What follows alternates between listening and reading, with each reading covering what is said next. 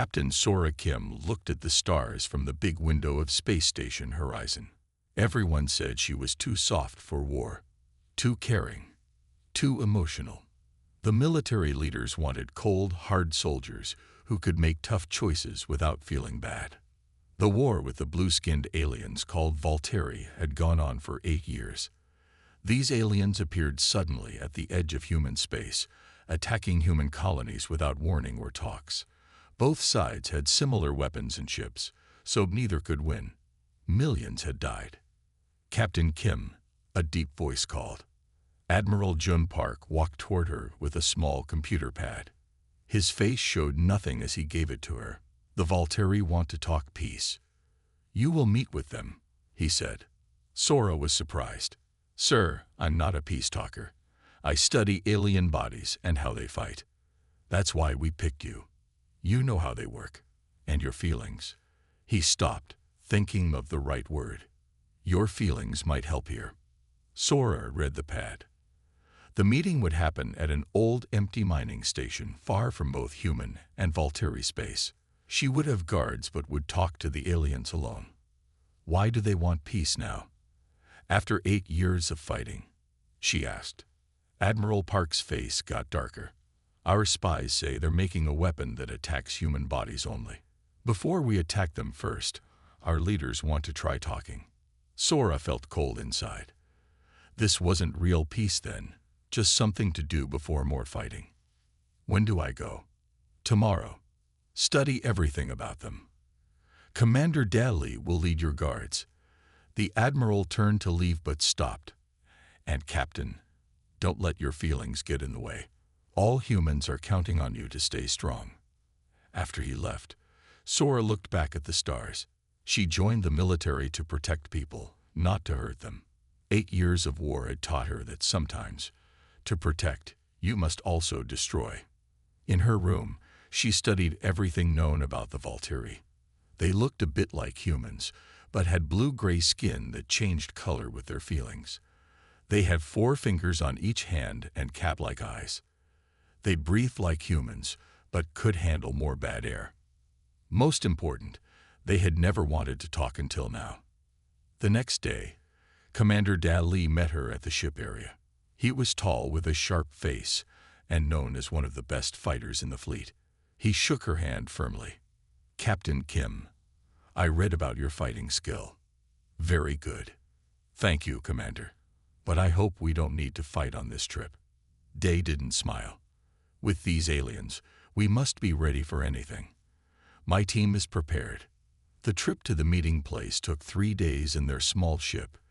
Sora spent the time reading and planning what to say. Day and his 4 guards practiced fighting and checked their guns. On the second night, Sora found Dai in the eating room, looking at battle plans. "Do you think we can really make peace?" she asked while making hot tea. Dai looked up, his dark eyes thinking hard. "No, the Volteri have never given us a reason to trust them, but we must follow orders. What if we don't understand them?" Sora sat across from him. 8 years without talking means 8 years of wrong ideas. "They killed millions of our people, Captain. And we killed millions of theirs," she said back. "Someone must stop this cycle." Day watched her for a long time. "This is why they say you're too emotional. In war, such thinking can get people killed. Or it could be exactly what saves us all." She looked right into his eyes. A small smile showed on his face. "I guess we'll find out soon." As their ship got close to the old station, Sora felt both hope and fear. The station looked like a gray skeleton in space, empty for years. A good place for peace talks, or for a trap. "Message coming in," said the radio person. "Volteri ship coming from the other side of the station. They want docking information." "So they really came," Daz said quietly, standing next to Sora. Sora nodded. "Let's make this chance count." As their ship connected to the station, Sora got ready for humanity's first peace talk with the Volteri. Whatever waited inside would either start peace or lead to more war. Day checked her safety vest one last time. "Remember your training, Captain. Don't trust too easily." "I won't," she promised. but I won't expect the worst either. The door opened, showing the dusty, empty hallways of the station. Sora took a deep breath and stepped forward to meet the enemy. The meeting room was once the control center of the station. Now it was empty except for a table and chairs in the middle. Dust floated in the light from portable lamps. The air smelled old even though the air systems were working again. Dad put his guards around the room. Their guns were not in their hands but ready to use fast. Sora stood by the table, trying to slow her fast-beating heart. "Valtteri ship has finished docking," said a voice in her ear. "They are coming into the station." A few minutes later, the door across the room opened. 3 blue aliens walked in. Valtteri. They'd moved smoothly and with grace, though they had strong bodies. The leader was a bit taller than the others and wore dark blue clothes with silver marks. Sora stepped forward. "I am Captain Sora Kim of the Earth Alliance. Welcome to these talks." The lead Valtteri looked at her with strange cat-like eyes. Then, to everyone's surprise, it spoke in hard-to-understand but clear English. "I am Maru, 3rd leader of the Valtteri Defense Force." The name sounded almost human. Sora wondered if they picked names humans could say. "You speak our language," she said, showing her surprise. "We have studied your messages. It seemed useful for talks." Dad got tense beside her, clearly thinking about all the secret messages the Valtteri might have heard. Sora stayed calm. "Please sit." She pointed to the chairs. The meeting started formally. Both sides said what they wanted. The Valtteri were clear. They said humans had built on planets that belonged to them, saying these were their old home grounds. Sora said that humans found these planets empty when they arrived. "We found no buildings or signs anyone lived there," she explained. Maru's skin turned a bit darker. "Our signs are not buildings. We leave planets to heal between times we live there. The signs are in the soil and air, like special chemicals." This was new and important information. If they were telling the truth, it would explain why Valtteri attacked certain planets, but not others. They were fighting for worlds with their special chemical signs. As they talked more, Sora noticed the Valtteri spoke not just with words, but with color changes in their skin and hand moves. She started to wonder how much they were missing in their talks. After 4 hours, they took a break. As the Valtteri went back to their ship, Dai came to Sora. "They're not telling everything," he said quietly. "Their talk about chemical signs could be checked with our planet data, but they're not giving clear details." "I notice," Sora agreed, "but they came to talk. That's a good start." For the next 3 days, they kept talking. Slowly, Sora began to learn more about the Valtteri. They were not born fighters but had become careful after meeting other aliens. Their people valued balance. They used planets for a while, then left them to get better before coming back many years later. On the 4th day, Maru came alone. "My helpers are looking at your offers," the Valtteri said. "I thought we could talk more openly." Sora sent her team away except Da, who wouldn't leave her alone with the alien. "Your friend does not trust," Maru said. "Trust must be earned," Dai answered calmly. Maru's skin moved slightly. "Yes, this is true everywhere." Sora decided to take a chance. "Maru, I've seen your skin change color when we talk about certain things. Is this how your people talk to each other?" The Valtteri seemed surprised, she noticed. "Yes. Words are not enough. Color and movement finish the meaning." "Then we've been missing half of what you say," Sora realized. "And you've been missing our face and body signals too." For the first time, Maru's face changed to show what Sora thought was interest. "Show me." Sora explained how humans talk with their faces, showing smiles, frowns, raised eyebrows. Dai watched with doubt, but finally joined in, showing how humans show tension or relaxation with how they stand. By the end of their talk, something had changed. A small connection had formed, not peace yet, but understanding. As Maru left, the Valtteri turned back. "Tomorrow, I will bring a special tool. It reads color patterns, and changes them to your language. Maybe it will help." After the Volturi left, Dad looked worried. "You're getting too friendly with them." "I'm trying to understand them," Sora corrected. "That's different. Just be careful," he warned. "Remember, they might be making a weapon against us." Sora nodded, but as she looked at her notes that night, she felt something about this war wasn't right. The Volturi could talk to humans all along but chose not to until now. Why? The next day would bring answers, but not the ones she expected. Maru came with the promised tool, a small silver disc that made soft light. When turned on, it showed floating words that changed the Volturi's color shifts into text. "This will help," Maru explained, "though some ideas have no easy words in your language." The tool impressed Sora. It showed the Volturi were at least as smart as humans, maybe smarter in some ways. Dad looked at the device with doubt, but said nothing. As talk started again, the tool showed meanings they had missed before. When Maru talked about the fighting planets, the tool showed extra ideas: family connection, holy duty, and most often, healing cycle. "Your people see planets as things to use or places to hold," Maru explained. The tool showed, sad/worried. "We see them as living things that need care and healing. So the war started because we built homes on worlds you think are yours," Sora said. "Partly." Maru's skin darkened. The tool showed, holding back. Sora caught it right away. "There's more you're not telling us." After a long quiet time, Maru spoke. "The first attack was a mistake." Both Sora and Dai stared in shock. A mistake. Dai's voice was dangerously quiet. Millions dead because of a mistake. Maru's colors changed fast.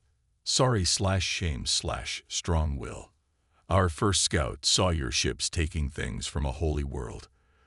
The leader thought you were hurting it on purpose. He attacked without permission." "And after that?" Sora asked. "Your fighters hit back hard.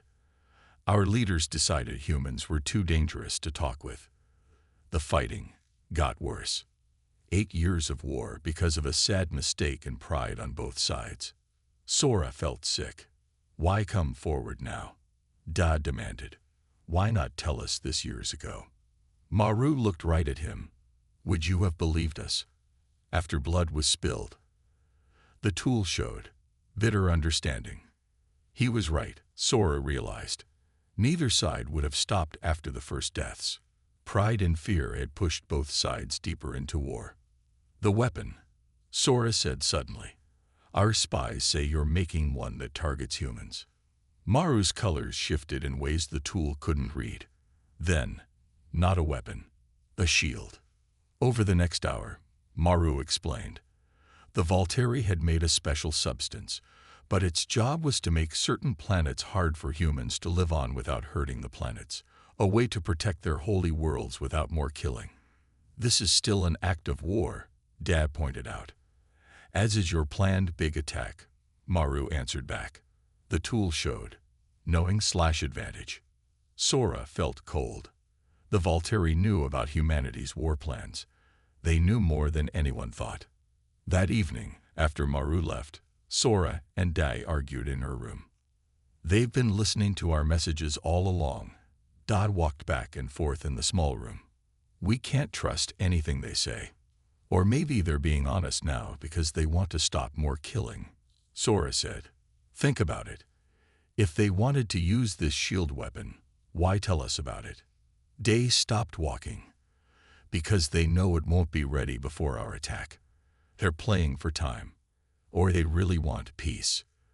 "You're letting your feelings cloud your thinking again," Dai said, but his voice was softer than his words. Sora shook her head. "No, I'm using all the facts to see the full picture. The Volturi talk through color and movement as much as words. Now that we can understand those signals, I'm seeing truth. Or what they want you to see," Dai warned. But she could tell he was thinking about her words. Before they could talk more, a loud alarm rang through the station. Both officers ran to the control room, where one of Day's guards was watching messages. Unknown ship just appeared near the station. The guard said, "Not answering calls." Day checked the readings. Too small for a warship. Could be a scout or messenger. The communication system crackled to life.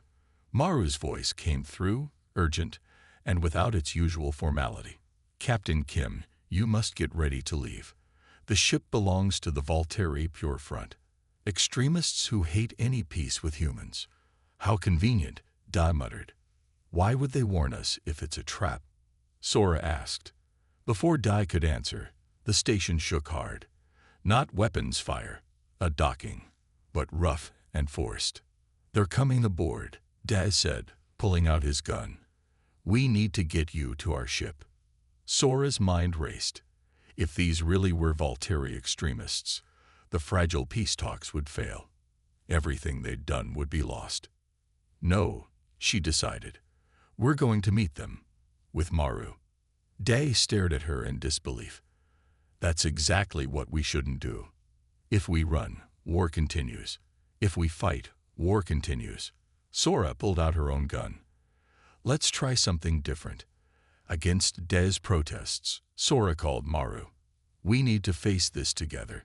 Meet us at hallway B7. To her surprise, Maru agreed right away. Minutes later, they met near the center of the station. Sora, Dai, and 2 guards from one side, Maru, and a Volteri guard from the other.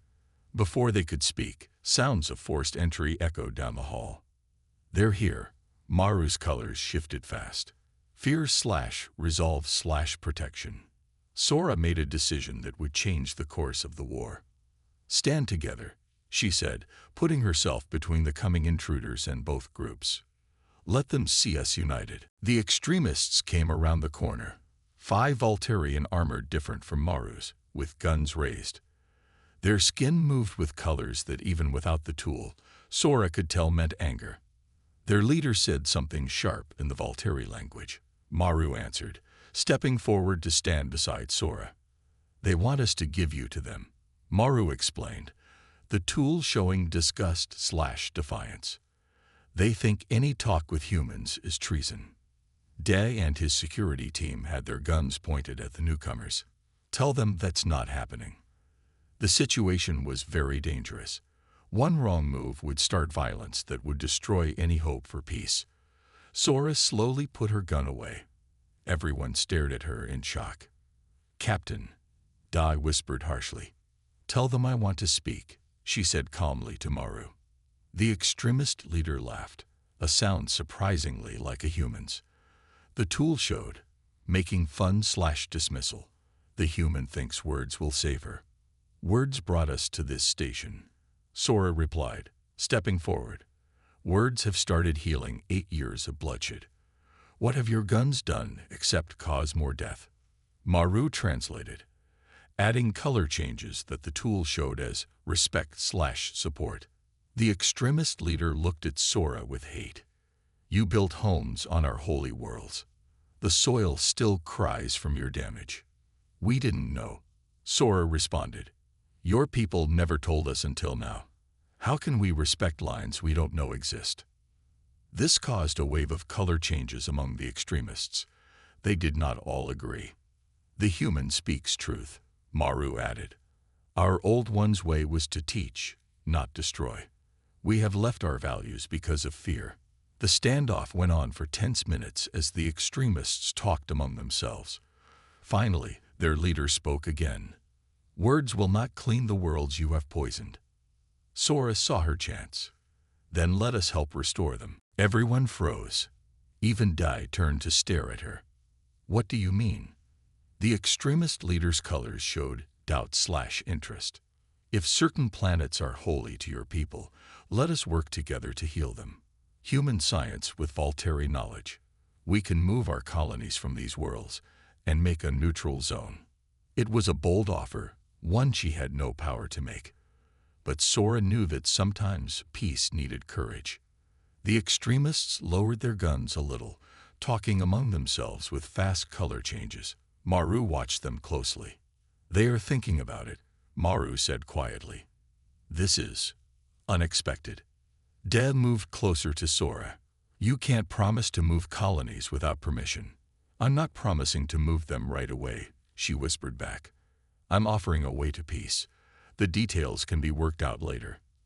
After what seemed like forever, the extremist leader spoke to Maru again. The tool showed unwilling acceptance/conditions. They will allow talks to continue, Maru explained, but they want proof humans are sincere. They want to show you one of the holy worlds so you understand what has been damaged. Sora didn't hesitate. I accept. Captain, this is clearly a trap, Dab protested. Then come with me, she replied. Turning to Maru, she added, Commander Dab will come with me as my guard. We will both see this holy world. Maru translated. More talk followed among the extremists before the leader nodded. Agreed. You will come to our ship. Commander Maru will come as guarantee. The plan was risky, dangerous, and possibly the only chance for peace. Sora told Admiral Park, who predictably ordered her to stop the mission right away. With respect, Admiral, this may be our only chance to understand why this war started and how to end it, she responded. I'm going forward with the mission. Day pulled her aside as they got ready to board the extremists' ship. You know you could be punished for this. Some things are worth the risk, she replied. You don't have to come. He checked his gun. Someone needs to make sure you stay alive long enough to make peace or face that punishment. As they boarded the Valtteri vessel, Sora felt a strange mix of fear and hope. The ship was natural in design, with curved hulls that seemed almost grown rather than built. The light was darker than human ships, with a blue color that made the Valtteri skin colors more bright. They were taken to a small room and told to get ready for faster-than-light travel. As the engine started humming, Sora made a discovery that changed everything. On a screen in their room, she noticed travel data, specifically where they were going. It wasn't a planet at all. Da, she whispered, pointing carefully. Look at these numbers. He studied them, looking confused. That's deep space. There's nothing there. According to our maps, she corrected. What if there is something, but we can't see it? Before they could talk more, the ship jumped to faster-than-light speed. Hours later, they came out in what looked like empty space, but the viewing screen showed something impossible. A massive structure, transparent and barely visible except where starlight refracted through its edges. It was roughly spherical, at least a kilometer in diameter. What is that? Jai-Ho breathed. Kirin entered the chamber, accompanied by the extremist leader. The first home, Kirin explained. What your people would call a generation ship. Our ancestors traveled between stars in vessels like this. The revelation stunned both humans. The structure wasn't a station or base. It was a relic, a piece of Valtteri history preserved in space. This is why the nearby planets are sacred, Hannah realized. They're your people's first homes in this star system. The extremist leader's colors shifted to something the translator rendered as ancestral reverence. When your colonies began mining operations, they damaged the biochemical fields we use to maintain this sanctuary. Each planet connected to the first home must remain in balance. For the first time, Hannah truly understood. The Valtteri weren't fighting for territory. They were protecting their heritage, their connection to their ancestors. We didn't know, she said simply, but now we do. And knowledge creates responsibility. As they toured the ancient vessel, Hannah began to see a path forward, one that required both species to change, to compromise, but might finally end the bloodshed. That night, as she and Jai-Ho were given quarters on the Valtteri ship, he admitted, "You were right to come. This changes everything." "Only if we let it," she replied. "Only if both sides are willing to listen." The journey to the sacred planet took another day. Hannah spent the time learning everything she could about Valtteri culture and history from Kirin, who had become surprisingly forthcoming. The ancient generation ship had carried the first Valtteri to this star system 10,000 years ago. They had settled 5 planets in sequence, establishing the biochemical markers that would allow future generations to return and find suitable homes. These markers created perfect conditions for Volteri physiology, while simultaneously storing cultural memories in the soil itself. Your people access these memories? Hannah asked, fascinated. Not directly, Kieran explained, skin shifting in patterns the translator rendered as complexity/spirituality. When we perform certain rituals on these worlds, we experience echoes of ancestral knowledge. The extremist leader, who had identified himself as Tasu, watched their conversations with decreasing hostility.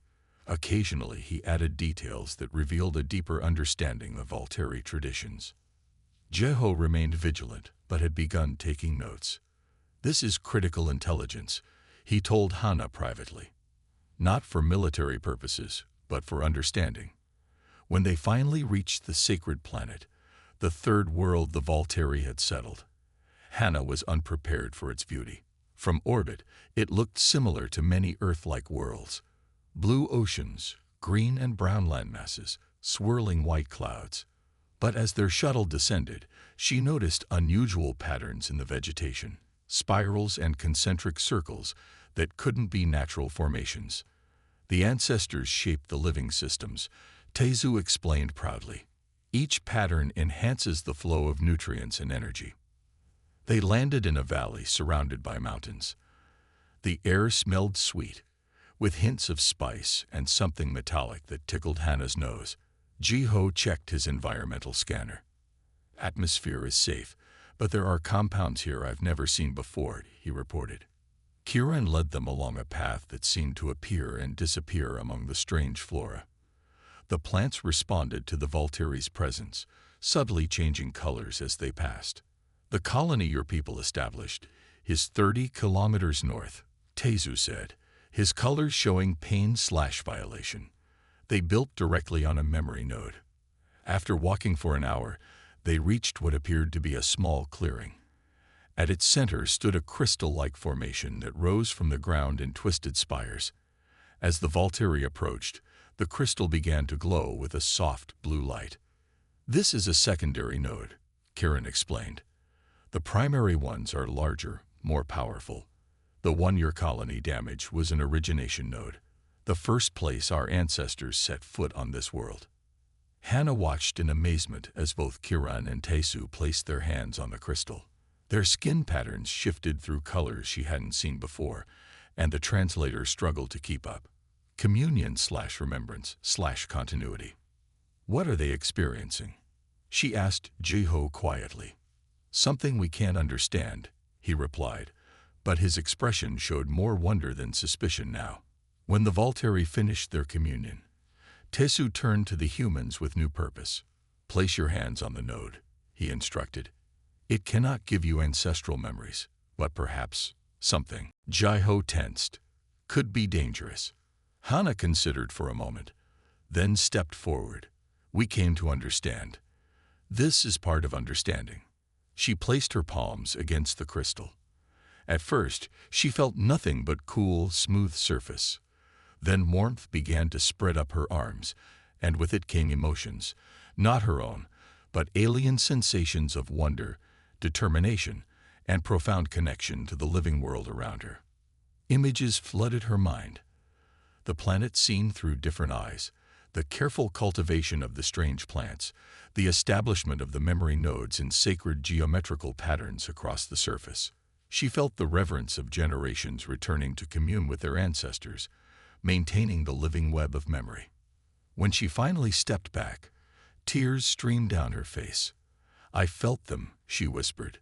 Not clearly, but echoes. Tasu's colors showed shock/revelation. No human has ever responded to the nodes. Jeho, intrigued despite himself, placed his hands on the crystal next. His experience was less intense than Hannah's, but when he stepped back, his expression had changed completely. It's alive, he said simply. The entire system, it's a living entity. Kieran nodded. Now you begin to understand why we fought. Your colonies disrupt the connections between nodes. The memory web is fragmented, ancestral knowledge lost. As they returned to the shuttle, Hannah's mind raced with implications. We need to document everything, create a comprehensive map of the node system. With proper planning, human settlements could coexist without disrupting the memory web. Impossible, Tezu dismissed, but his colors showed consideration/possibility. Not impossible, Hannah insisted. Different, challenging, but not impossible. That evening, as they prepared to return to the station, Jeho found Hannah reviewing her notes. "You've changed," he observed, sitting beside her. "So have you," she replied with a small smile. "When I felt what I felt at that node," he hesitated, "it wasn't just alien memories. There was something universal, a connection to the planet itself." Hannah nodded. "The Volturi don't just inhabit worlds. They commune with them. What if that's what we've been missing? What if planets aren't just resources or strategic positions, but partners?" "You sound like them now," Jeho said, but without criticism. "Maybe that's the point," she answered, to see through each other's eyes. Before they returned to the station, Hannah requested permission to visit the human colony that had been built on the origination node. Reluctantly, Tezu agreed. The colony was small, a research outpost with fewer than 200 personnel. The scientists were shocked to see humans arriving with Volturi, but the station commander, Dr. Min Seo-yoon, agreed to speak with them. "We've been studying unusual energy patterns in this region for years," Dr. Yoon explained when Hannah described the node system. "We detected something, but couldn't identify it." "Because you were looking for something technological," Hannah realized, "not biological." Dr. Yoon's eyes widened as understanding dawned. "The patterns change with the seasons. We thought it was interference, but it's responding to the planet's cycles," Jeho finished. When they showed Dr. Yoon the data they'd collected from the secondary node, she immediately began correlating it with the outpost's readings. "If we relocate certain facilities," she said, pointing to the map, "we could potentially restore the connection to this node. But we'd need Volturi guidance to ensure we don't cause further damage." Tezu, who had remained silent throughout the exchange, finally spoke. "You would voluntarily modify your settlement. If it means understanding a unique biological system, absolutely," Dr. Yoon replied. "That's why we're here, to learn." Something shifted in Tezu's demeanor. His colors showed reassessment/hope. As they prepared to leave, Dr. Yoon pulled Hannah aside. "You've achieved something remarkable, Captain. The first real communication with the Volturi." "It's just the beginning," Hannah replied. "But it's a start." On the return journey to the station, even the extremists' attitudes had softened. Tezu spent hours discussing the colony's relocation plans with Hannah and Jeho, suggesting modifications that would allow human presence while preserving the memory web. "We have lived in fear that humans would destroy all that we hold sacred," he admitted. "Perhaps coexistence is possible." Kiran's colors showed vindication/optimism. "This is what I hoped would come from the peace talks." When they finally returned to the station, Admiral Park was waiting, his expression thunderous. "Captain Kim, you directly disobeyed orders." "Yes, sir," she acknowledged, "and I'd do it again. Because now we have a path to peace." The meeting with Admiral Park was tense. He sat across from Sora in the station's small meeting room, reading her report with growing disbelief. "Let me get this straight," he said finally. "You want us to move from 5 colony outposts because of alien religious beliefs about memory points?" "Not move completely," Sora explained. "Just move key buildings to avoid damaging their cultural heritage sites. We've found other positions that would keep our research goals while respecting Volturi traditions." Day, who stood at attention beside her, added, "Sir, what we felt on that planet was real. The Volturi connection to these worlds is biological, not just spiritual." The Admiral's eyes narrowed. "You too, Commander. I expected better." "With respect, sir," Day replied evenly. "Seeing real proof changes how you think." The memory points are real things with measurable energy signs. Dr. Young's team has already confirmed this. Admiral Park leaned back, looking at them both. And the extremists? They magically became peaceful after this revelation. Not magically, Sora said.